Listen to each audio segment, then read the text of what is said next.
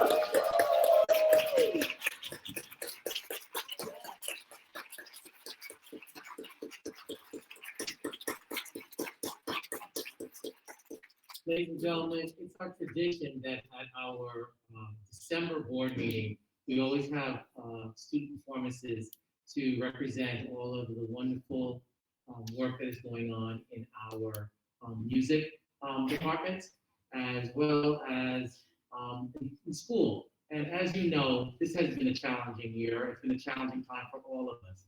But this evening, for a few moments, just listening to the voices of our children gave us a moment to pause and relax and appreciate the holiday season, as well as what we're all concerned about is that our children get a wonderful education and that they're exposed to opportunity.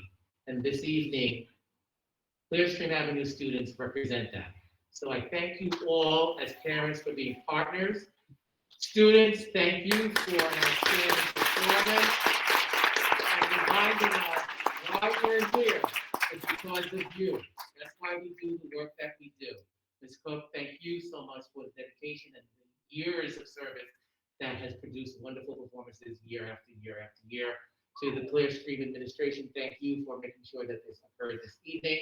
And to all of our administrators who are here this evening, it's all happening at all of our schools. This year, Clearstream got to represent. So on behalf of the board, thank you, boys and girls. Thank you, ladies and gentlemen. This evening is a board meeting. You are more than welcome to stay, or you can go home and catch us on virtual this evening. And we wish you all a very, very, very happy holiday season. Yes. Thank you. Thank you for being brave and supporting us. Thank you for our families and our parents, because this would not be possible without you either. It is teamwork. We appreciate you. Thank you.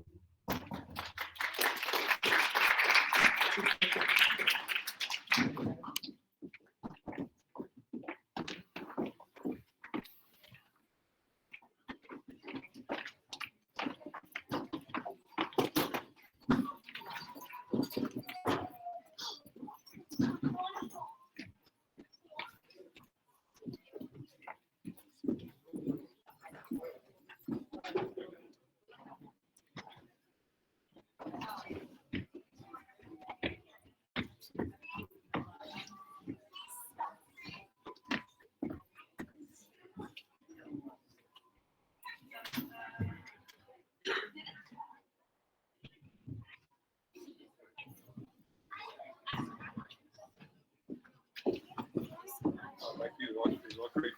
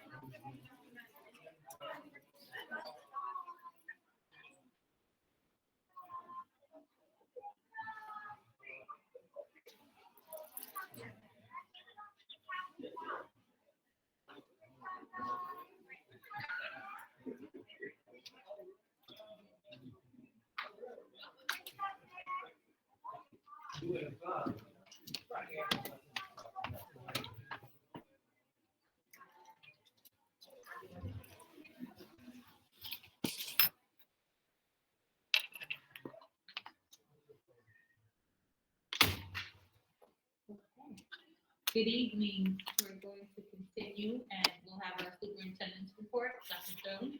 Good evening, everyone, and welcome to our December meeting. This evening, we have a number of items to report on. Again, thank you to our clear and students for this evening's wonderful performance. On our agenda, we have policies. We have second reading, and we're expediting the reading this evening. Policies 0101, policies 1230, 1230E, and policy 2342 were discussed in work sessions prior to this meeting. So at this point, are there any questions, concerns regarding policies presented for the second and expedited readings? No. Thank you. We also have on here this evening policies for the first reading pertaining to charging school meals and prohibition against shaming. This policy is already in place in our school district, and we are just updating according to the recommended changes. This policy was discussed in our work session this month. So this evening for the first reading, are there any concerns, changes, or comments regarding policy 8505? No. I have none. Thank you. This evening, we are continuing with our budget presentations, and we have had our first budget presentation at our work session earlier this month on facilities.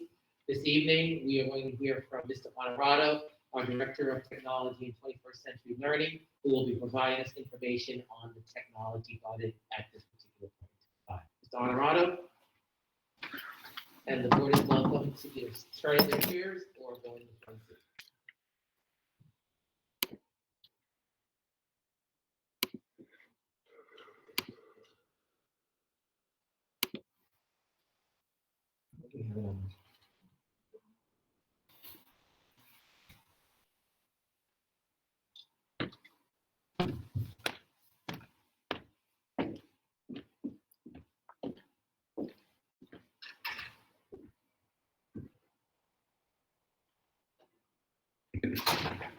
All right, everyone hears me? All right, Board of Education, thank you so much. Welcome to the 22-23 technology budget presentation. So as a district, we are committed fully to building our students' 21st century learning goals. We do this by providing instruction with access to technology-driven learning environments, where we look to develop their critical thinking skills. We also look to develop students who can leverage technology, access, manage, integrate, evaluate, communicate, and create information purposefully and ethically. As a district, we are one-to-one.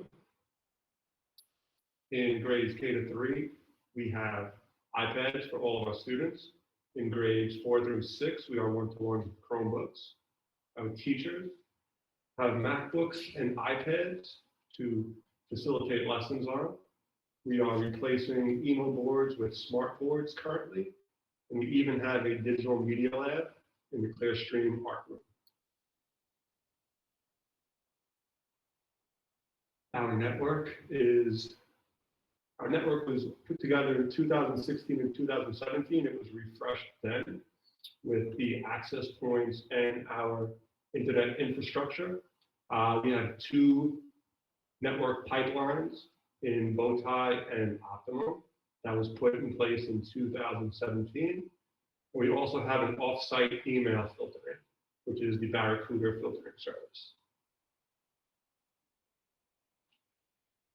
From a professional development standpoint, we offer our teachers online PD through the Otis platform, which is a continuous basis where they can access instructional videos 24/7. We also offer job-embedded professional development on platforms that they are currently using in their classroom.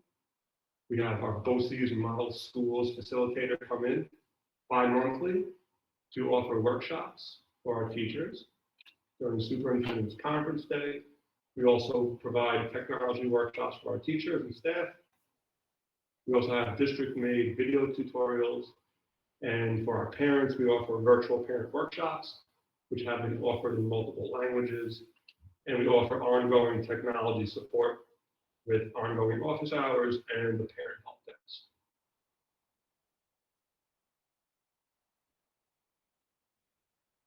So the 22-23 focal points I'd like to talk to you about tonight. The big ticket item is our network infrastructure refresh plan. We will be adding FiOS as our 3rd ISP. We will be increasing the cybersecurity by adding preventative, restorative, and proactive measures.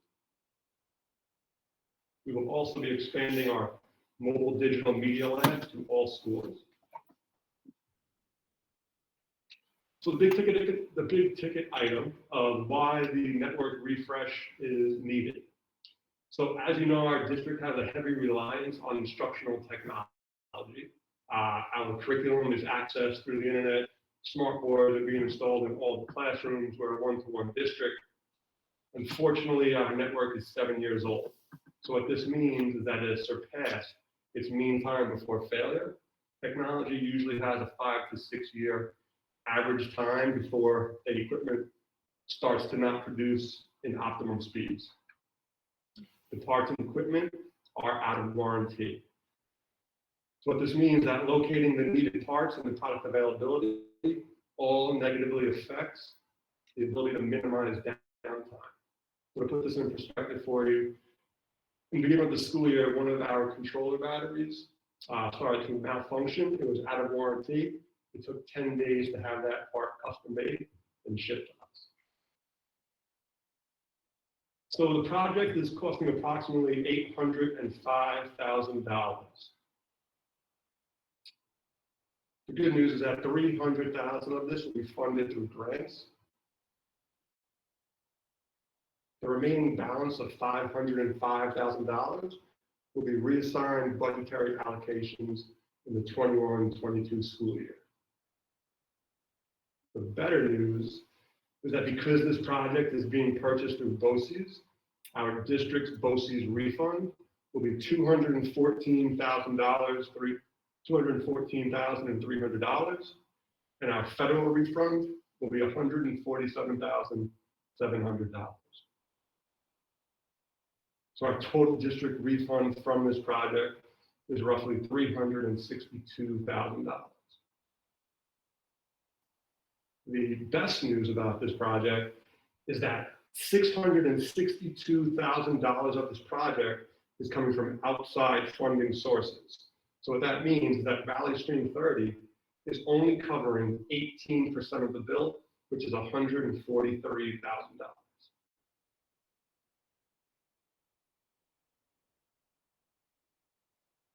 So with the spike in hackers attacking school districts with ransomware, we are making it a priority to improve our cybersecurity measures.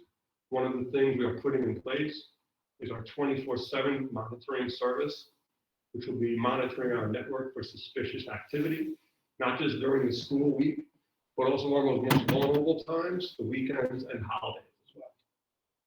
We'll be putting in place advanced automated threat hunting. So what this does, it's a software that again scans our whole entire network for any anomalies that are taking place.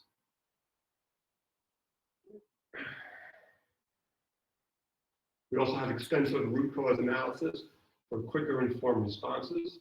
So now, like everything, timing is of the essence. So we're going to be getting back a more detailed response of where this infiltration came from and how best to respond before damage is done.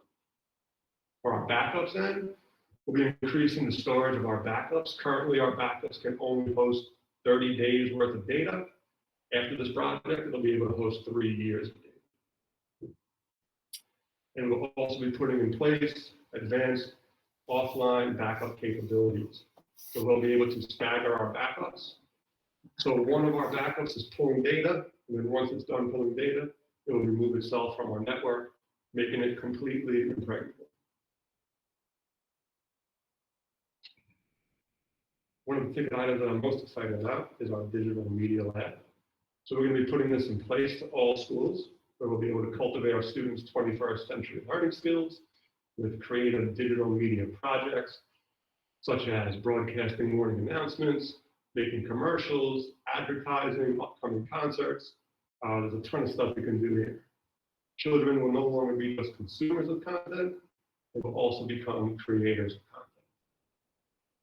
For our teachers, this is a beautiful opportunity for them to supplement their unit tests with authentic curriculum-related projects.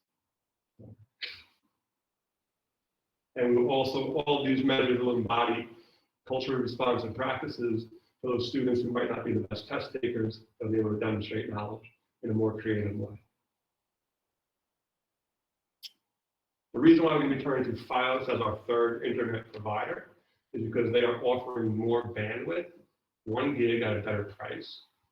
We'll be reducing the bow tie bandwidth back down to 300 megs, and it's roughly the same price to up this into 1 gig for Fios. By doing this, we can intelligently reroute our internet traffic to maximize our bandwidth and our speed. This gives us true district internet redundancy. And because we're putting all this new equipment in place, Fios provides that robust network, allowing us to maximize the efficiency of our equipment. Excuse me.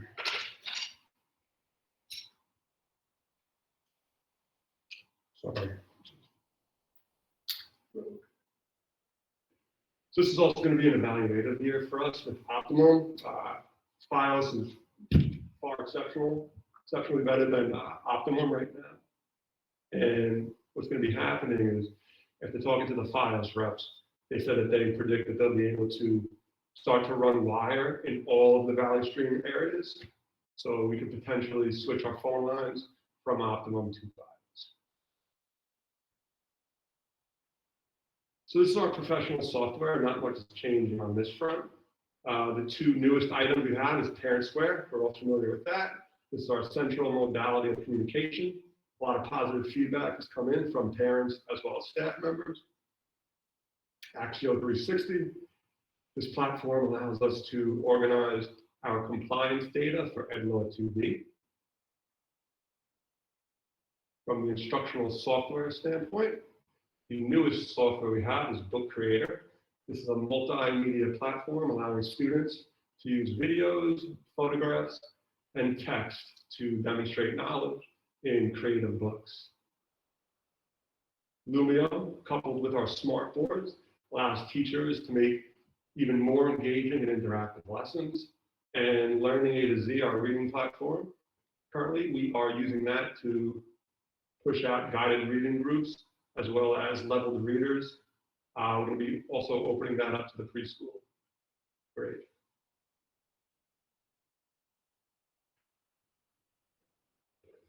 So for the 22-23 budget, we are proposing a $1,298,000 budget, which is $7,230 less than it was this current year.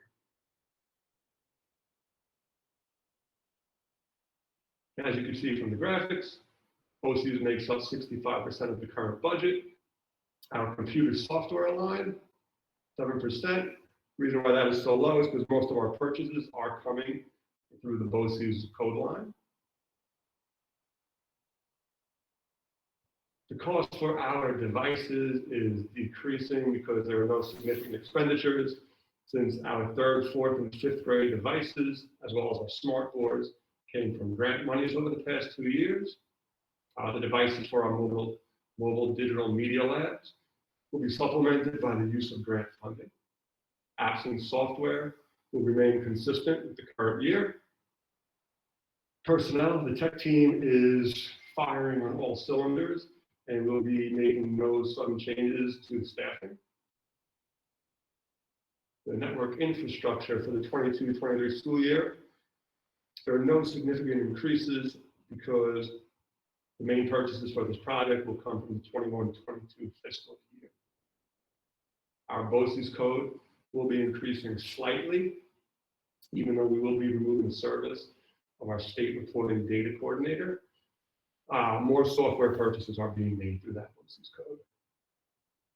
And on the cybersecurity front, we will be increasing this area with endpoint protection software, advanced threat hunting, 24/7 monitoring system, as well as improving our district's backup capacity. Thank you. Any questions? Just one. First of all, thank you for everything. I'm very impressed. So impressed, I'm going to turn my microphone on. Well, he does that. Thank you for the presentation. Yes, thank you for the presentation. For the hunting, what was the- Advanced automated hunting, yes. Yes.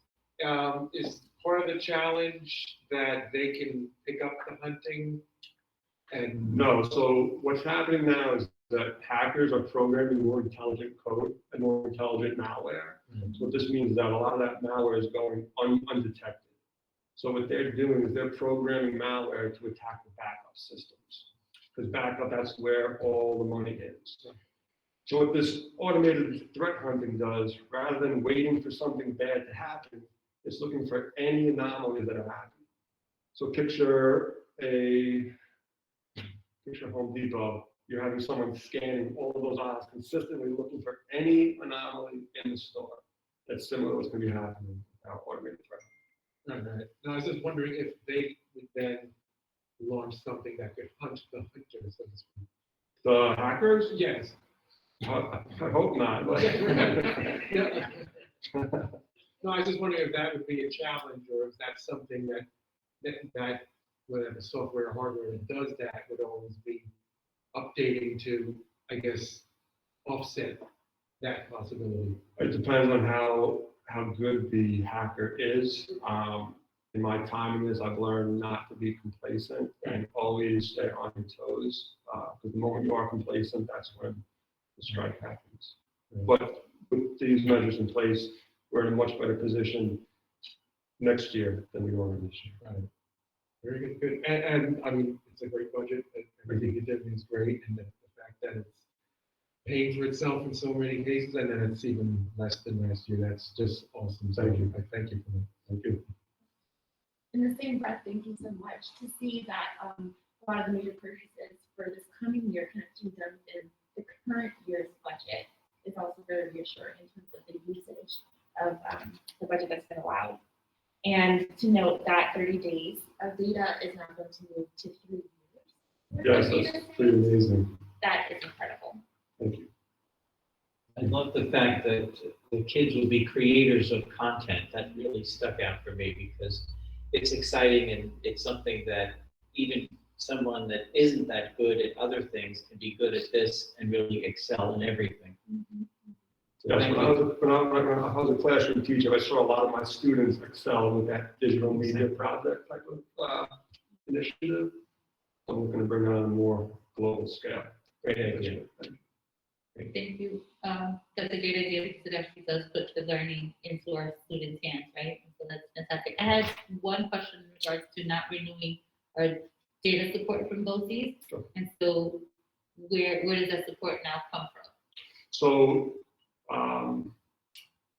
how would you categorize data? The data,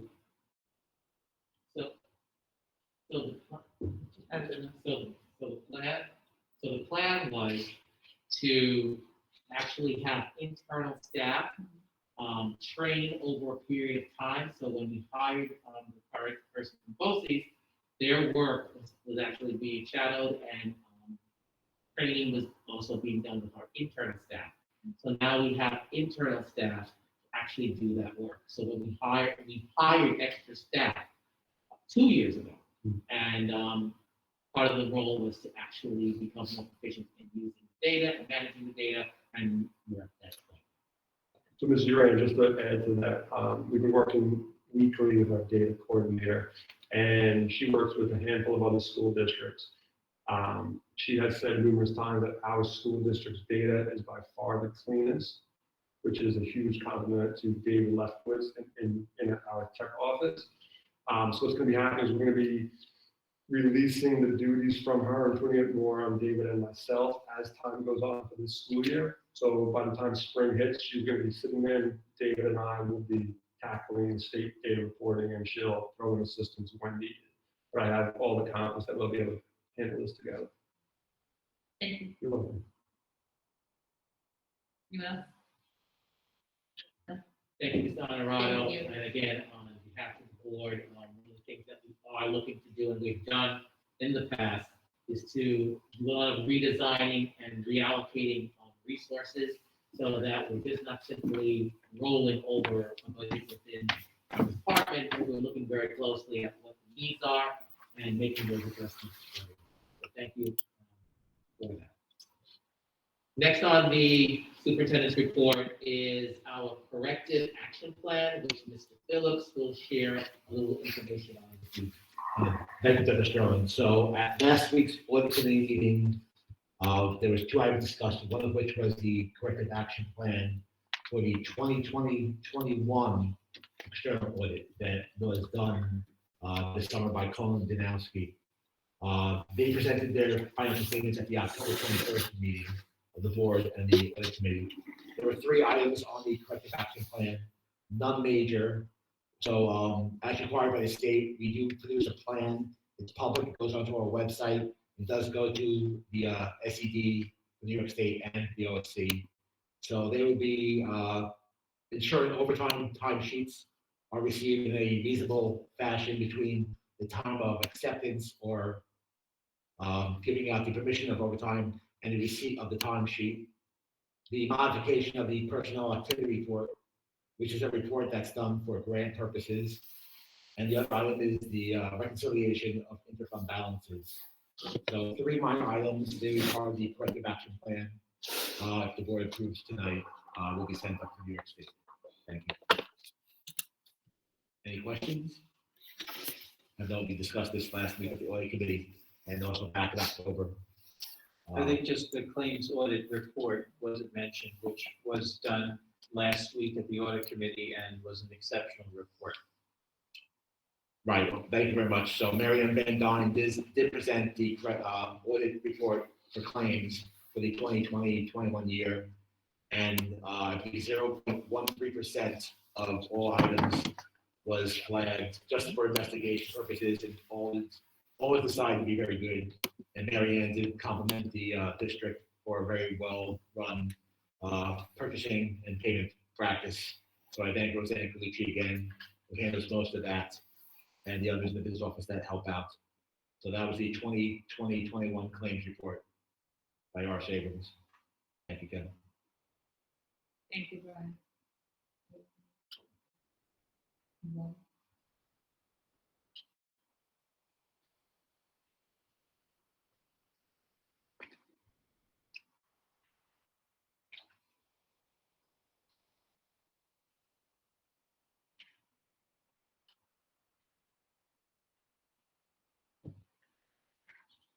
So the enrollment report for this month is basically we decreased our enrollment by 1 student.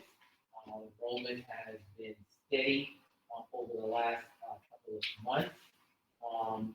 We are watching enrollment very closely as we look towards building the budget for next year, because obviously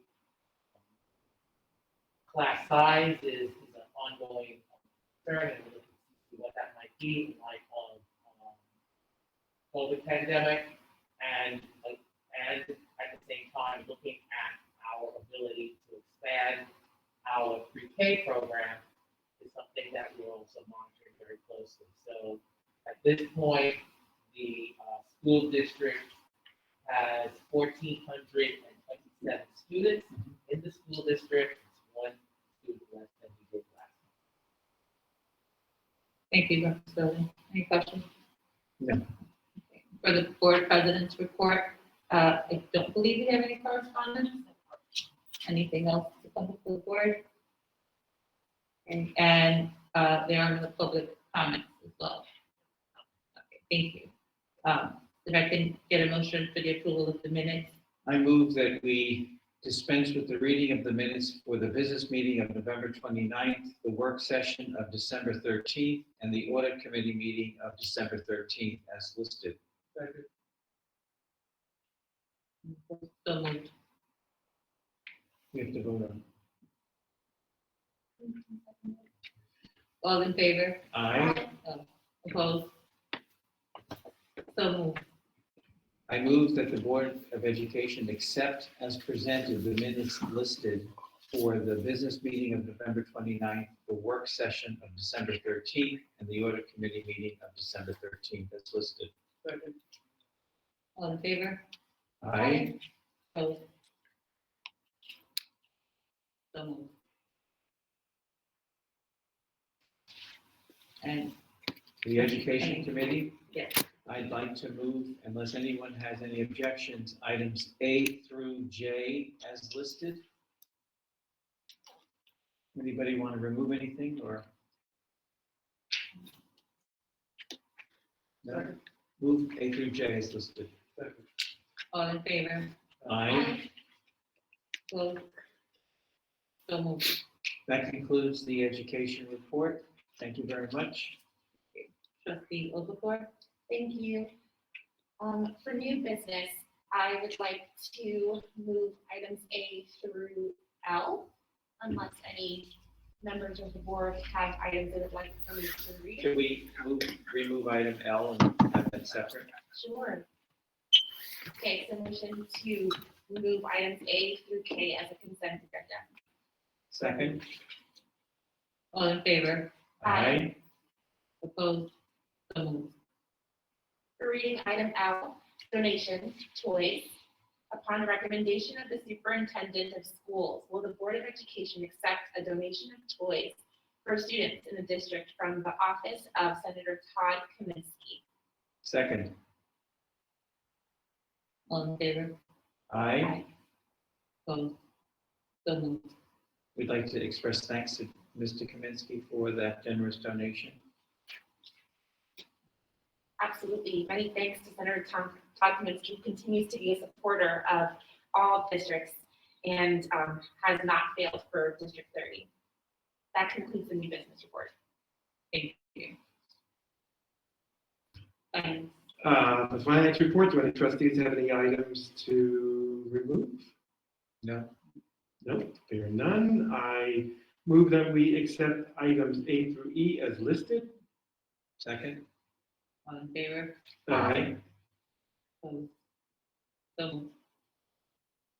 And trustee Cummings, if you would be so kind to do that item. Absolutely. The items of information, the monthly maintenance report for December is attached, and thankfully there were no issues of vandalism during this time frame. And I again thank the community, as always, for keeping their eyes and ears open for anything. And that concludes the items of information. Thank you. Is there any old business to come before the board? And any? And there is no public comment at this time. But before we close for the evening, for our audience that is watching virtually, we're going to share with you the building tour that we did share and had technical difficulties at our last Board of Education meeting. So as we end this meeting tonight, I thank everyone who was involved at all of our schools in preparing the Board of Education virtual tour, and we hope you will enjoy this evening. Is it also on the website? It will also be posted on the website for further viewing throughout the next couple of weeks. Thank you. Thank you. Again, I'd like to thank Peartree and the chorus, administration, and Ms. Cook.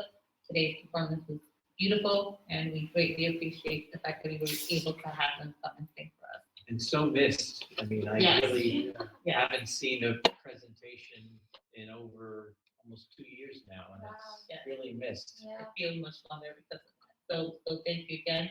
And with that, I will entertain a motion to adjourn. So moved. Thank you. Good night, everyone.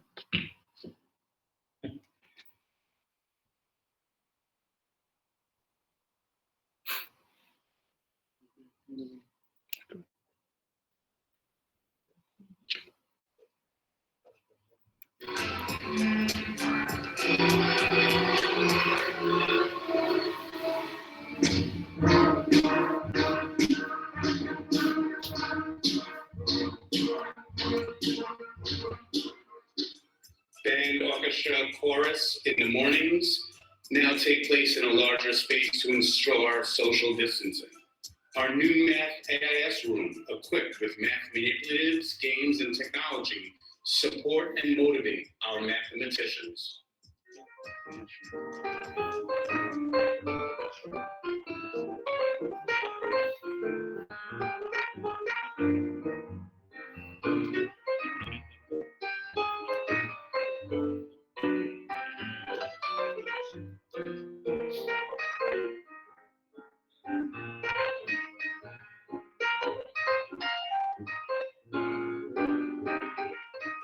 We have redesigned our psychology suite so that we can now offer more space for our SEL work and accommodate larger groups of students.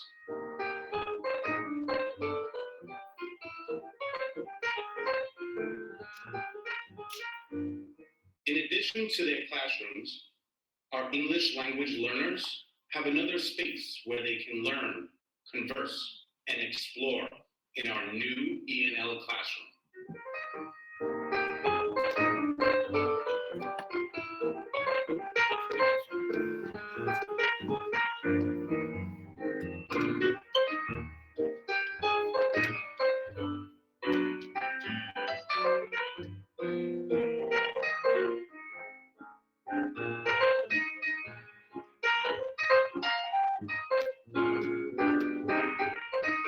Our amazing staff also requires additional space to lesson plan, collaborate, and eat lunch, while also remaining socially distant.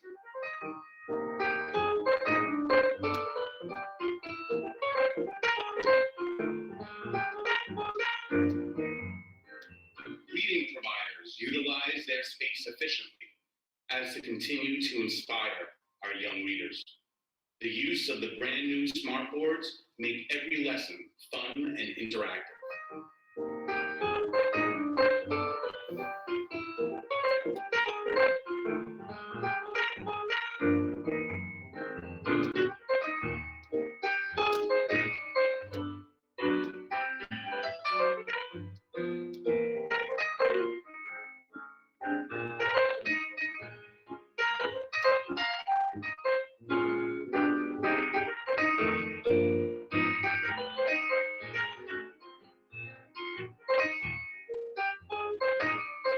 Even smaller spaces throughout the building have been reconstructed and used for instructional purposes.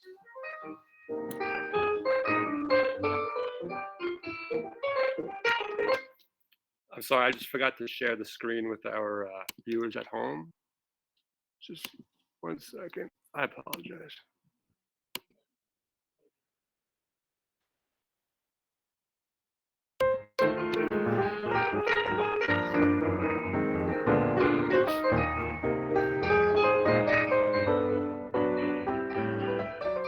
Sure, the youngest and brightest are growing more and more each and every day, while enjoying their hands-on activities and new furniture.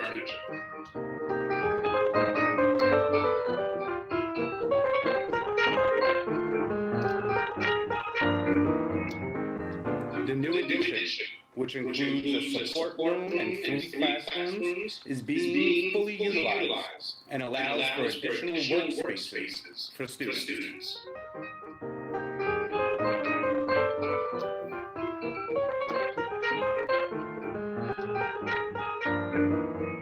Considering all of our students now have one-to-one devices, we've rearranged our computer lab to provide our students more room to engage in hands-on STEAM projects and enrichment activities. Our Zen Den, although not fully operational just yet, will be opening up in the coming weeks, and we are so excited to use this space for students and staff to reflect, relax, and rejuvenate.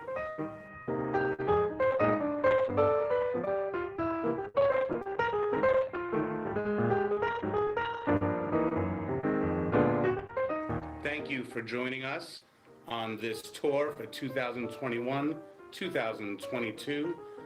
Again, Shaw Avenue, where bright minds are a sure thing.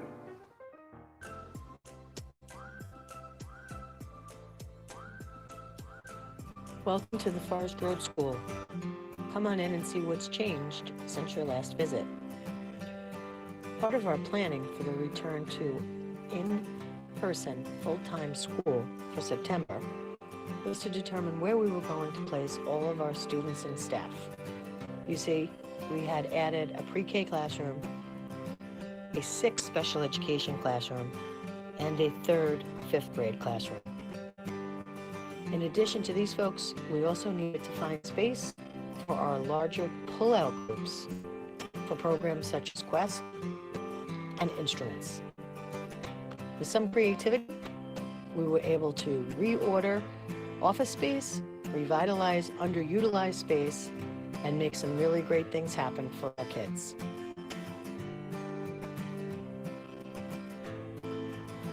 At the Forest, we also recognized that there had been a year and a half of interruption to what is a common practice of collaboration within our classrooms.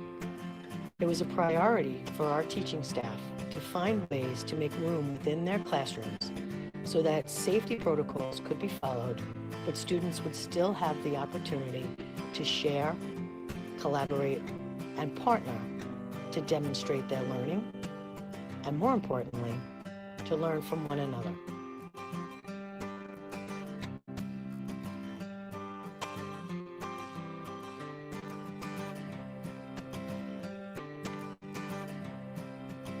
Our special area teachers have been extremely flexible and have been completing classes in both their original classroom sites and within our own students' classrooms. Where possible and when space allows, we have been able to bring our students to the special area rooms, and where not possible, we have individualized materials and made good things happen. Take a listen. Coin box, and it's a piggy bank where here you put the slots in and then the coins are inside. When it comes in, you can grab it out and you grab it out and you take it and keep on putting it in. So it's like putting 0 coins in instead. Our small group pullout services also needed to be rethought. And in our smaller spaces, our teachers have been using creative and flexible seating arrangements, making groups a bit smaller, utilizing barriers, and spreading out where possible so that we can have the instruction that our students need personalized to them. A really great feature, and we thank Mr. Honorato for having me put into our rooms so quickly, are our interactive smartboards. Our interactive smartboards allow for student movement, students being able to really engage with learning material, manipulation of learning items on the board, and an expressive way to share their ideas. For lunch and recess, where possible, we have students eating in the classroom, and in those classrooms where it just was not possible to accommodate all of the students safely, we have them eating in the cafeteria. Because our students can no longer go to the library, as we are using that space for Quest and music, we created a mobile book cart which brings the books to each of our classes on a weekly basis. Recess 2 looks a little bit different with more formalized and structured, organized play activities. Our students have been so thankful to be able to be outside in the fresh air using their recess bags and working with each other on challenge tasks. As we continue our construction at the forest, Ms. Nazario's room is thanked for all of their flexibility and having a new exit way determined for them to the back field. And we really look forward to the new construction.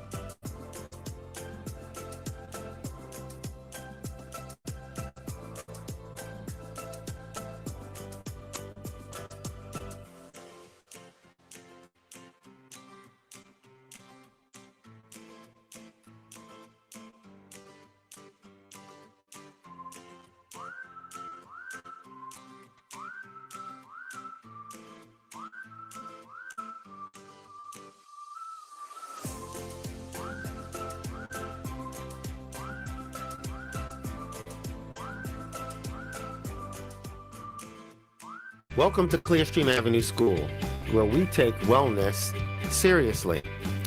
This is our new wellness room. It's for teachers as well as students. It is equipped with comfortable chairs and stadium seating. Students and teachers can come here throughout the day in order to relax, rejuvenate, and unwind. Several changes have occurred over the last year. This used to be our computer room. We placed a brand new floor on it, and now it is our brand new art room. Students come down here to express their creativity. They can paint, draw, or sculpt anything to their heart's desires. As you can see, the seating still allows for 3 feet social distancing for all students, and enough room for our teacher to move about the classroom and assist students in their creativity. A previous classroom was remade into our new main office. Our main office now has a waiting area for parents to come in and engage with our secretarial staff.